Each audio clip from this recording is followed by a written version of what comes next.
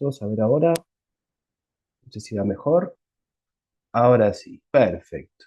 Sí, me parece que lo tenía medio ahí suelto esto. Bien. Ay, ¿dónde retomo ahora? Porque bueno, a ver, vamos con esto. A ver, como corto, entonces, como lo que les venía diciendo. ¿Mm? El protocolo, entonces, base para cualquier aproximación a lo que es el estudio del cerebro en sí y alguna otra de sus partes, tiene que ser siempre estas tres secuencias que están viendo acá: T2, flare y difusión. Para un equipo cerrado, bárbaro con la difusión, pero si tienes un equipo abierto, una, un eco de gradiente en T2 puede ser mejor, ¿sí? Como para complementar. Después otra cosa que decía anteriormente era que va a depender mucho la solicitud de ese estudio, ¿cierto? Bueno, nosotros nos podemos encontrar con que el paciente nos está diciendo, o mejor dicho, nos trae una orden en la cual la solicitud es resonancia magnética de cerebro simple, vamos a decirle así, pero el interrogatorio, o sea, la anamnesia que le estamos haciendo a nosotros el paciente, nos puede llevar hacia otro lugar de esa solicitud. Entonces, el diagnóstico presuntivo tiene mucho que ver más lo que es la anamnesis. Entonces, ese protocolo de cerebro puede cambiar. Ahora, para, vamos a decirle, salvarlo el estudio, para decir complementarlo de alguna manera, porque obviamente si el paciente nos está diciendo que está teniendo, por ejemplo, un síndrome vertiginoso, que se va hacia un lado en particular y demás, ese estudio del cerebro solamente es insuficiente. Se necesita también ver algo más. Por ejemplo, el octavo par craneal. Sería un estudio en el cual tenemos que enfocarnos también en el octavo par craneal. Entonces, como les decía, para cualquiera de estos escenarios que nos pueda llegar a venir, ¿sí? El protocolo de cerebro, base, que no puede faltar, T2, flare, difusión para cerrado y en el caso de que no haya, una secuencia de gradiente. Y después se aborda la región en la cual nos está refiriendo el paciente por lo que nos está contando acorde a lo que le está pasando, ¿cierto? Más allá que el diagnóstico presuntivo a veces suelen ser a veces muy como globales, dolor, cefalea y demás, y ahí ya no podemos hacer demasiado, ¿no es cierto? Una cefalea, un cerebro simple es suficiente.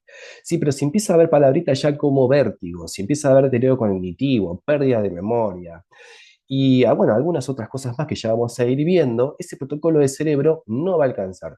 De alguna forma hay que abordarlo de otra manera, pero estas tres son secuencias que las tenemos que tener para cualquier región del cerebro y además también para cualquier otro tipo de exploración. Vamos a hablar inclusive para una angioresonancia, que vamos a verlo después en la otra parte de la clase.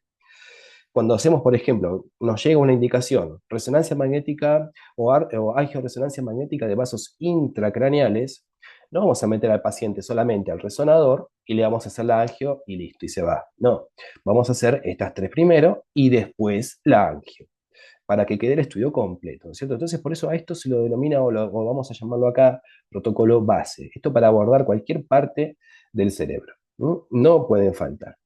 Así que bueno, vamos a pasar a los diferentes, vamos a decirle, casos que podemos llegar a encontrarnos, ¿cierto?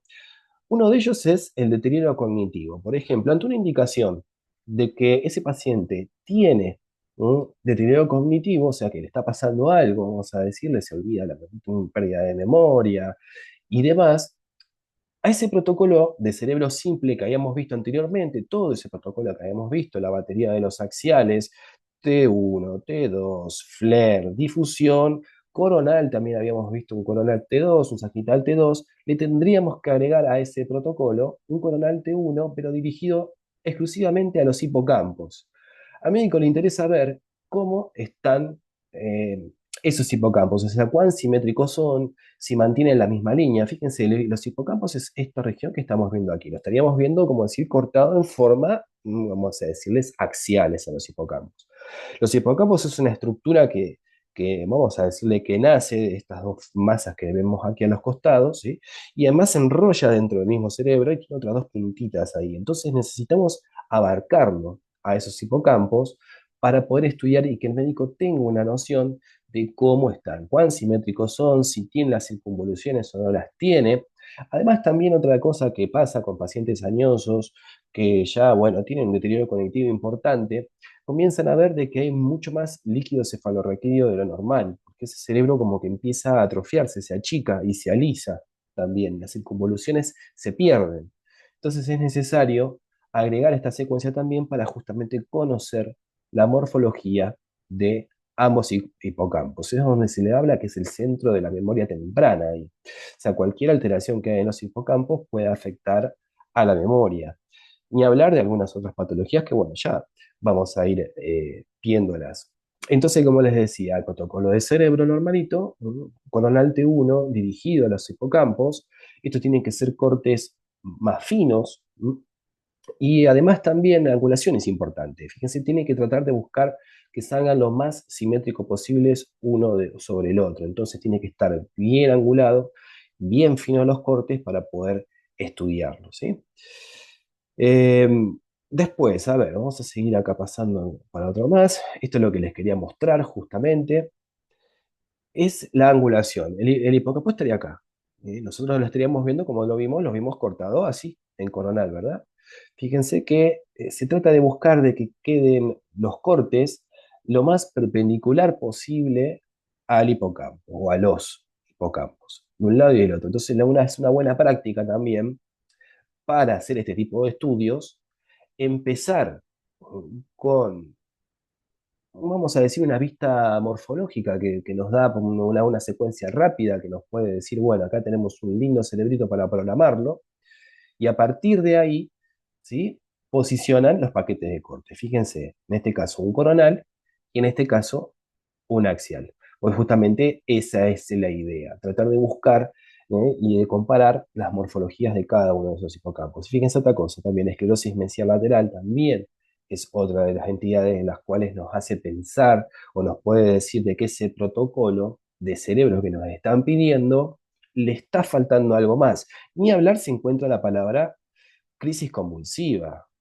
Si llegan a encontrar un cerebro, mejor dicho, llegan a recibir un cerebro por una orden en la cual dice crisis convulsiva, ese protocolo de cerebro va a ser completamente diferente al protocolo que vimos anteriormente para un cerebro simple. Así que a eso todos vamos. Fíjense, los cortes axiales del cerebro se ubican siguiendo siempre ejes mayores, como vimos acá, de un lado para el axial y del otro lado para el coronal. Con un T1 alcanza más que suficiente para un deterioro cognitivo, por ejemplo, o pérdida de memoria. Después, fíjense cómo quedan estos cortes. Acá estamos viendo lo que es un axial T2 por un lado y acá estamos viendo una inversión en T1, porque si observamos, vemos el líquido cefalorraquídeo está sin señal, vemos un gran contraste entre sustancia gris y sustancia blanca. Justamente esta secuencia lo que hace es favorecer eso. Fíjense lo que es la cápsula interna, fíjense cómo se divide. O sea, se alcanza a ver perfecto todo. Ni hablar de los núcleos, ¿no es cierto? La parte de la cabeza de caudado, los lenticulares. Y fíjense también acá, los hipocampos. Por un lado y por el otro. Y acá también.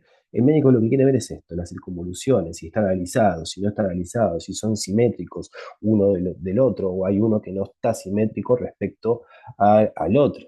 Entonces, para siempre observar eso, lo que se intenta es observar la morfología de estas estructuras. Después, fíjense también acá, miren esto por un lado y por el otro. Esto es el octavo par craneal, o sea, lo que pasa del nervio coclear y el vestibular, ¿cierto? Ahí, tic, tic, o sea, el conducto auditivo interno.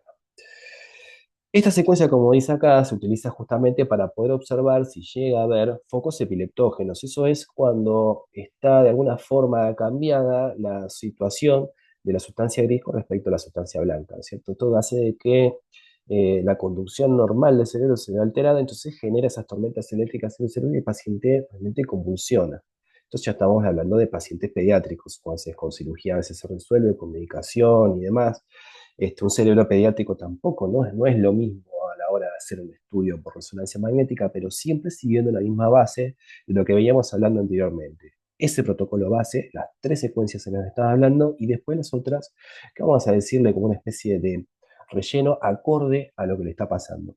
Para pediátricos se suele utilizar, por ejemplo, secuencias en densidad protónica también, una cabeza grande con respecto al cuerpito, ¿no es cierto? A lo mejor inclusive hasta todo el bebé, digamos, entra en una bobina, una neurovascular, entonces se puede explorar muy bien todo ese cerebro y la serie de secuencias también en la cual podemos utilizar puede ser un cerebro simple y también recuerden lo que les decía con los axiales en densidad protónica que también se utilizan para pacientes pediátricos. Vamos a pasar esto. Después, otra de las indicaciones del cerebro cuando nos pasa que ese paciente nos viene porque tiene ya un diagnóstico y nos está diciendo que tiene esclerosis múltiple ese paciente. O sea, ¿qué es la esclerosis múltiple? Es una enfermedad autoinmune que lo que hace es afecta a lo que es la conducción nerviosa por los axones. O sea, esto acá lo que están viendo dibujadito así es lo que sería, vamos a decir, la mielina, que es esta sustancia que lo que hace justamente es favorecer esta conducción eléctrica. De alguna forma el cuerpo comienza como a, vamos a decir, a atacarse a sí mismo, ¿sí? Y genera justamente estas lesiones, placas de desmineralización, o sea, donde se pierde la mielina. Y esto puede afectar a cualquier tipo, digamos, de estructura en la cual haya nuevamente esta sustancia, ¿no es cierto? Y que son nervios. Nervio óptico puede afectar también. Entonces tenemos que hacer un protocolo que sea acorde justamente a esta patología. A ver, protocolo de cerebro, entonces, como dice acá, se le adiciona STIR, por ejemplo, para una mayor medida para las placas de inmunización. Después, sagital FLAIR y coronal STIR para los nervios ópticos. Tenemos que también explorar los nervios ópticos. ¿Por qué? Porque te llega a haber también placas o lesiones en lo que es el nervio. Después, el sagital STIR se utiliza porque estas imágenes, o sea, mejor dicho, esta patología muestra un patrón que es muy reconocido, que se llaman dedos de Dawson. O sea, ustedes van a ver lo que es el cuerpo calloso, todo el cuerpito calloso así, tac, y van a ver radiaciones hacia arriba en forma justamente de dedos. O sea, como que placas que se van hacia arriba y después se agrupan siempre, siempre en sustancia blanca.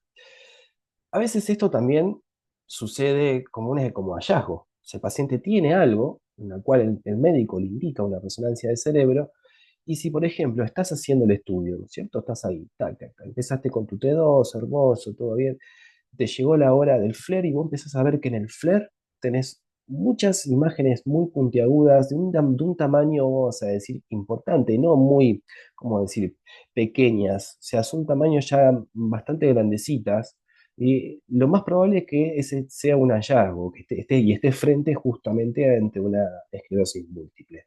Entonces, ese protocolo, por ejemplo, este sagital flare, no le podría faltar a ese paciente, porque justamente lo que se quiere identificar es eso, esas irradiaciones desde el cuerpo calloso, que prácticamente ya le da el nombre a esa entidad. Si está ese hallazgo, ¿no es cierto? Después el resto de las secuencias complementa. O sea, ¿qué decir complementa? O sea, da más detalles justamente. Fíjense las placas. Este es el STIR. Fíjense placas por acá, fíjense partes como dots y siempre todas localizadas en sustancia blanca. No van a estar nunca en sustancia, en sustancia gris. Fíjense acá también, lo que sería, está un poquito lateralizado, no estamos bien, bien sobre el cuerpo, pero fíjense cómo son irradiaciones que van desde ahí hacia arriba, de un lado y del otro. Entonces, esta es muy importante. Esta, por ejemplo, pueden hacer una secuencia FLAIR, vamos a decirle normalita, o también pueden hacer inclusive un volumen también en FLAIR, que también son secuencias volumétricas en FLAIR. La base va a ser en eco de gradiente porque son secuencias rápidas, ¿no es cierto? Pero la inversión y todo, como lo vimos anteriormente, va hacia lo mismo que estuvimos estudiando, ¿no es cierto? Cómo es la relajación de la señal y si se quiere saturar una cosa por sobre la otra. Después los nervios ópticos, si se fijan, están aquí pequeñitos, ahí, tac, pero justamente lo que se quiere buscar es eso. Si hay placas, también en el nervio óptico. Vamos a pasar, fíjense otro caso también, ahí. Después esto es raro que se lo encuentren. Esto es una esclerosis múltiple. Fíjense acá, vamos a mirar esta y esta lesión que están acá. Si la vemos acá, por ejemplo, están iguales, pero ¿qué es esto? Acá hay gadolinio. Este paciente, estas lesiones, mejor dicho, tomaron contraste. Esto quiere decir de que la enfermedad está activa, o sea, son lesiones que son nuevas. y es raro realmente verlas. Y cuando uno inyecta gadolinio, por lo general, pacientes cuando vienen por esclerosis múltiple, ¿sí? Las lesiones prácticamente no captan, están como acá porque son lesiones más viejas, pero cuando son nuevitas, fíjense ahí, ¿sí? Y cómo hablamos de la captación de gadolinio, que eso es producto obviamente de que está rota la barrera hematoencefálica, entonces tenemos contraste como parte, digamos, del real, ¿no es cierto? Que no deberíamos ver. Hay esclerosis múltiple activa. Em, Después también, bueno, como detalle, fíjense lo que tenía este paciente acá, algo en la boca, ¿no es cierto? Tuvo un metal que nos borró todo. ¿Mm? Esto también, a veces es de buena práctica para hacer protocolos, sobre todo también lo que es órbita, ¿eh? Decirle al paciente de que si tiene postizos, afuera, ni hablar. Los brackets, obviamente no vamos a decir que un paciente se quite los brackets, es imposible, ¿no es cierto? O que vaya al odontólogo a quitarse. No, se hace con lo que se puede. Hay cosas que se pueden retirar y hay otras cosas que no. Así que bueno, vamos a seguir pasando. Protocolos para lo que es el nervio, el conducto auditivo interno, mejor para el octavo par craneal. Esta secuencia es realmente hermosa porque estamos viendo acá un T2 espineco, ¿eh? Y después estamos viendo acá axial también T2, o sea, porque vemos que está el líquido hiperintenso, pero ¿qué pasa? Esto es una imagen, es un volumétrico, o sea, es un volumen, son cortes bien finitos, uno por encima del otro, que eso después nos permite a nosotros, ¿no? Hacer con todos esos paquetes, con toda esa información, reconstrucciones, poder mirarlo por un lado, para el otro, acá, para allá. Pero fíjense también cómo se ven los nervios, acá, mirá, y perfecto ahí a lo que sería la cóclea, perfecto acá del otro, cómo se viene para la parte del vestíbulo. ¿Cierto? Mirá acá cómo se ve todo en conjunto, de un lado y del otro. Después acá también este chiquitito. Y también muestra lo siguiente, no sé si alguna vez se acuerdan lo que es la endobase. Cuando veíamos la endobase, veíamos los peñascos así, tac. Había uno de los accidentes que nos marcaban siempre, que era justamente la impronta del conducto auditivo, del conducto semicircular superior, que hacía esa impronta, que era la eminencia arcuata, se llamaba ahí en la endobase. Pero esto tiene ¿cómo decir? Una imagen excelente y se usa para estudiar prácticamente cualquier nervio periférico. Por ejemplo, si queremos estudiar también el quinto par, el parte del trigémino, acá tenemos viendo parte, pero bueno, vamos a decir acá, bueno, ahí también podríamos decir, pero ya vamos a ver otra secuencia que sea un poquito mejor. Son espectaculares para justamente ver eso, para estudiar el tronco del encéfalo y nervios periféricos, secuencias volumétricas en T2. Pero bueno, vamos a esto, a lo que veníamos en principio, que era el estudio del conducto auditivo interno. Entonces, paciente, ¿qué nos va a referir acá? Nos va a decir instabilidad en la marcha, mareos, vértigo. A ese protocolo base de cerebro, que ya sabíamos cuál era, T2, flare, difusión, se le agregan estas secuencias que ven acá. Corona entonces T1 y T2 comparativo al conducto y lo mismo en plano axial. En el caso de que lleve gadolinio, después se repite axial T1 obviamente y coronal T1 para complementar la parte del gadolinio. Em, Vamos a seguir pasando acá, ven estos puntos ahí como se ven, miren, la resolución que tiene y después acá sí, esto es lo que es como donde nace, digamos, el quinto par craneal. Después el quinto par craneal, aquí este sería lo que es el ganglio de Gasser, y después el ganglio de Gasser se divide en tres partes el nervio. Entonces también, con pacientes que nos vienen por neuralgia del trigémino, estudiar el nervio de esta manera. Después, a ver, seguirlo, o sea, a ver, si vos pensás que se puede seguir ese nervio, o sea, por ejemplo, hay una parte que se dividía, que pasaba por el agujero oval y demás, que nos va a inervar todo lo que era la cara, ¿no es cierto? ¿Viste? Cuando el odontólogo te tiene que hacer algún trabajo en la mandíbula acá, ¿sí? Y te inyecta, te hace la anestesia, te la pone ahí en el fondo, flac, es porque le está dando justamente al nervio cuando entra ahí, así, y entra por el hueso. Entonces te está anestesiando ahí al fondo, aquí y parte realmente de lo que es el trigémino. Entonces es muy difícil seguirlo al nervio, ni hablarlo que es la parte sensorial acá, la parte de la nariz y demás, o sea, que tiene esas dos funciones, ¿no es cierto? Pero lo que se quiere estudiar es esto, siempre va a ser el tronco del encéfalo junto con lo que son como lo que cuando nacen, vamos a decirlo, los nervios. En este caso, lo que es el quinto par craneal. Secuencias entonces de reconstrucción volumétricas, gradiente T1 y T2, hace de que estos nervios se puedan ver, se puedan tratar de seguir, pero en un momento se pierden, digamos, son tan chiquititos después que esto se pierde. Eh, entonces también cuando tengan indicación justamente de tronco del encéfalo, fosa posterior y demás, fosa posterior también te hace alusión a que tenés que estudiar también el octavo paracraneal, o sea, el conducto auditivo interno. Cuando te hablan de fosa posterior, pensá también en que tenés que estudiar los nervios, el octavo paracraneal. ¿Eh?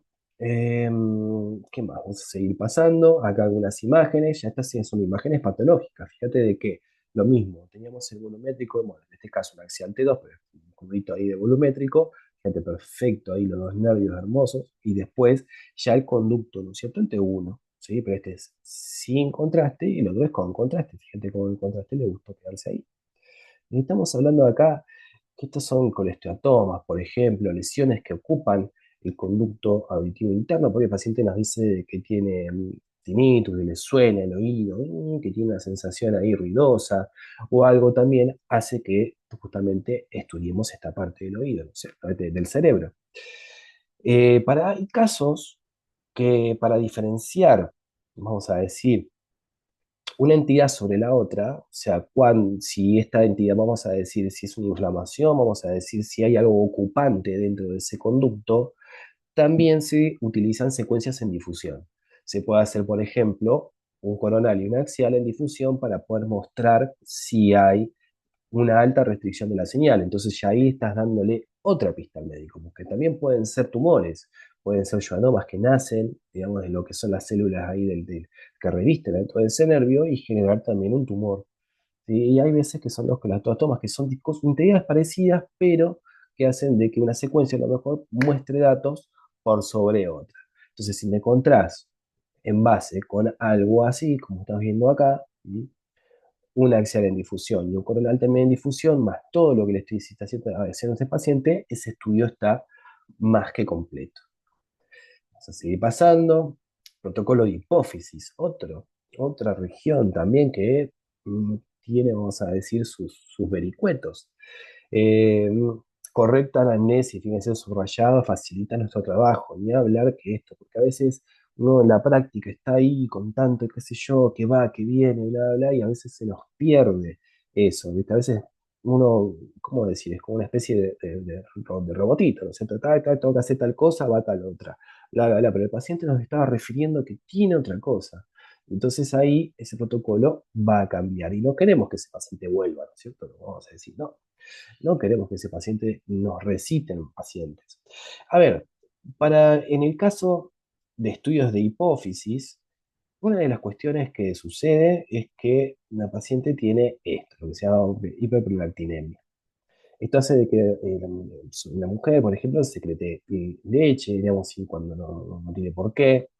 Después también cuando hay alteraciones hormonales importantes, se puede llegar a sospechar de que haya nódulos en lo que es la hipófisis. La hipófisis estaría acá. Este es el tallo de la hipófisis y aquí se asienta la hipófisis. Este paciente tiene una particularidad que si están viendo acá, esto sería el seno esfenoidal. Pero ¿por qué no hay aire como acá? Esto no hay aire porque está ocupado. Algo está pasando también. Después lo que son ¿cómo decir? Los microadenomas o los adenomas también, una forma de diferenciar. Hay unos que son muy, muy pequeñitos y otros que son más grandes. Y esos más grandes también tienen otra forma que les dicen los muñecos de nieve, porque parecen como que son como bolas que se van poniendo así, y otros que son muy, muy puntiformes, muy pequeñitos.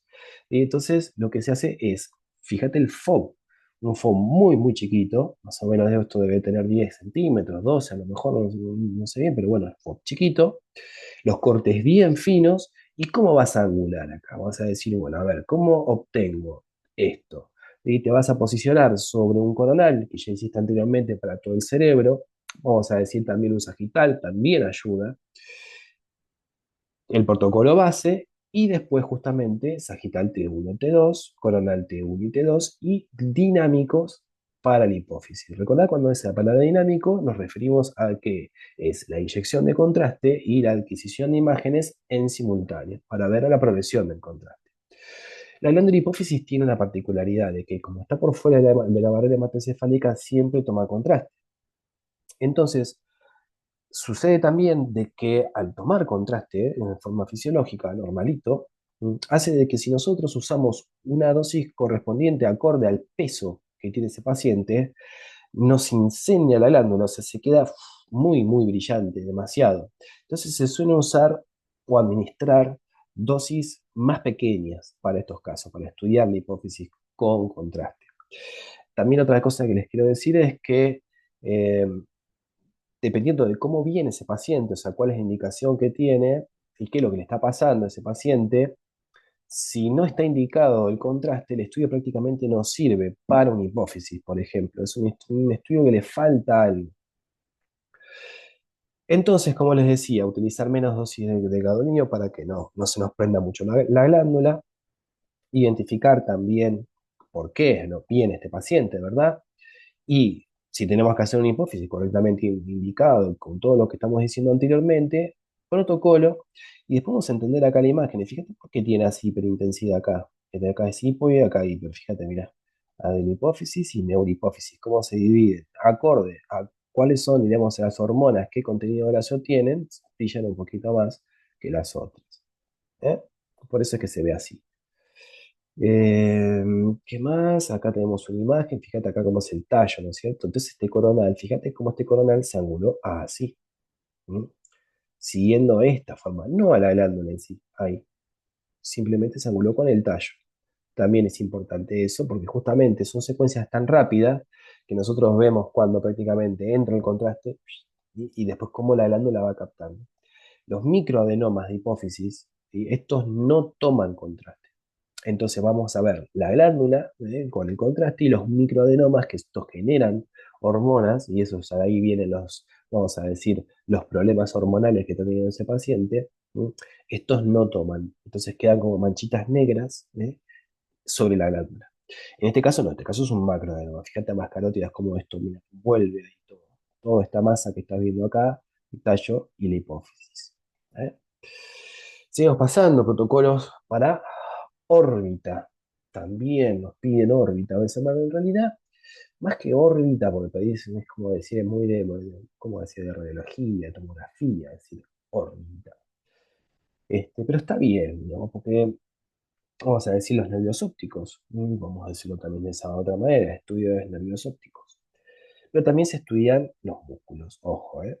Entonces, dependiendo cuál es nuestro diagnóstico, neuritis óptica, diplopía y demás, el protocolo base que decíamos anteriormente del cerebro se le adicionan estas secuencias. Axial T2, un T2 con saturación de la grasa y un T1, pero exclusivamente a la región. O sea, cortes más finitos y menos separación entre sí. Más después un T2 volumétrico para justamente ver bien el recorrido. Fíjate cómo está angulado, ¿no es cierto? Para que salga bien desplegado todo ese nervio y hasta dónde vas a estudiar, más o menos hasta esta altura, en el cual está ya el quiasma óptico. Cuando hablábamos también de hipófisis, de protocolo de esclerosis múltiple, o sea, desmielinizante, también vas a hacer ese coronal, vas a agarrar desde aquí hasta justamente el quiasma óptico. Después lo que hace el nervio ese se divide, no se divide, se cruza y va, le vemos a lo que sea la parte, digamos, posterior, o sea, el lóbulo occipital, entonces ya se pierde, no habría forma de seguirlo. Entonces hasta aquí, que sería el quiasma óptico, está bien, hemos abordado el estudio para ese nervio. ¿Eh?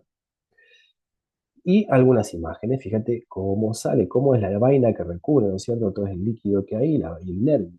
Después este es un T2 que está saturado. Vos decís, bueno, ya, ¿por qué está saturado? Porque acá tenemos lo que es la grasa retrocular y no tiene señal de un lado y del otro. ¿Eh? Está hipointensa y deja perfectamente bien ahí los nervios. Entonces, con saturación de la grasa facilita la visualización del nervio. Después una imagen sin contraste y con contraste. Esta parte de que el músculo la ve que está hiperintenso también, vamos a decir, esto, en este caso fue particular, pero también esto es bueno también identificarlo como un artificio de la imagen. Fíjate acá, y se repite, ¿no es cierto? Mirá el globo ocular, ¿no? Por un lado, y vos decís, ¿por qué está hiperintenso acá? ¿Por qué está hiperintenso acá? Acá lo que está pasando es que hay una interfaz de lo que sería agua por un lado y grasa por el otro. Entonces acá lo que esto se llama desplazamiento químico, Chemical Shift. Es un artificio que el equipo reconoce como una hiperintensidad justamente cuando hay una interfaz líquido-grasa, por ejemplo. Esto es normal, digamos, no es que está captando contraste, ni tampoco vas a poder hacer nada para sacar esto, ¿no es cierto? Pero de un lado y del otro lo ves, producto de las interfaces que hay de líquido y de grasa. Ahí listo, ya estamos por acá. Así que bueno, esas son como las variantes que les decía de las regiones, digamos, del cerebro. Siempre recuerden. Entonces, el protocolo base, lo que era las secuencias, muy importante la anamnesis del paciente para cuando nos llegan estos casos de cerebro, de exploraciones de cerebro normal, en la cual después nosotros recabando información, ¿sí? Nos da que tenemos que abordar también alguna otra región, y lo que es después cómo, digamos, se orientan o se angulan esos estudios. Recuerden entonces para el protocolo de epilepsia las angulaciones para estudiar bien lo que son los hipocampos, o sea, bien que queden bien coronal de un lado y bien axial del otro, siguiendo siempre el eje mayor, ya sea desde el plano axial y desde el plano coronal. Eso para epilepsia. Así que bueno, chicos, si no tiene algo que decirme, quedan 2 minutitos y si no, ya desconectamos y vamos para la otra parte de la clase que, bueno, va para complemento de lo que estamos viendo ahora. Estoy un poco resfriado, pues estoy hablando así medio raro. Este, así que bueno, voy a dejar acá de grabar.